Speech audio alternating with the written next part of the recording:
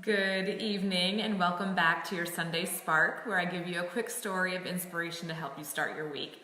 And I'm coming to you at a different time because, Sundays get crazy, but this is a time that works for us. So I hope that it's a great time for you as well. And Sunday night blues, hopefully you're not experiencing those right now. I know for us teachers in Montgomery County, we have a little bit of an easier work week this week, so we're looking forward to it. But I wanted to talk to you today because we just changed the clocks back, and I know that when we turn back time, it made me think anyway, of if I had to do things over again, but I still choose the same career as a teacher. And I don't know if you've ever thought about that, but I know that I've talked with a lot of people, a lot of teachers, and they have shared their thoughts with me. So I'm going to start off by saying those of us who are teachers, we love teaching. There is so much we love about it. And I say this every week when I come on here. We love it. We love the students and we love the work that we do. However, we also know that, and I know that I've said it, that we have a hard time putting so much in, and we wonder if we can keep going at that rate, at that pace that we're at. And at what cost sometimes, because it takes so much out of us. So I just even saw tonight about another teacher friend who was grading papers, and it took an average of at least 5 minutes to grade essays. And she has 120 of them to do. That is so much of her time that she's spending to do something. And she's an amazing teacher, as so many teachers that I know are, but aren't we worth more than what they're paying us? So it really had me thinking about that. Would I do this job again if I had to do it over again?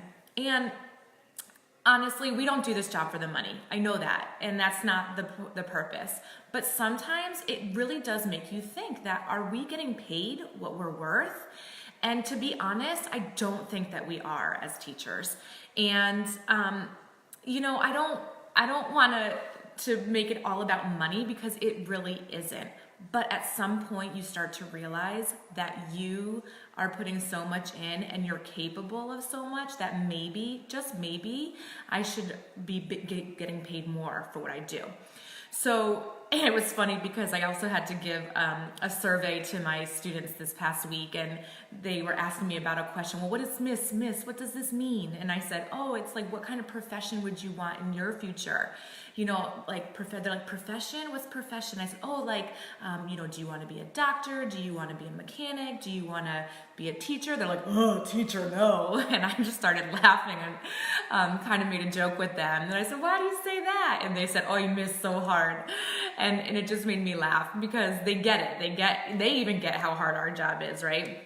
So looking back, would I really want to do this again? And that's a really hard question, because I do live with no regrets. I knew going into my career, I actually tried not to be a teacher at first and somehow found my way back to this career, right? I grew up, my mom was a teacher, so it's in my blood. My brother was a teacher, my older sister's a teacher.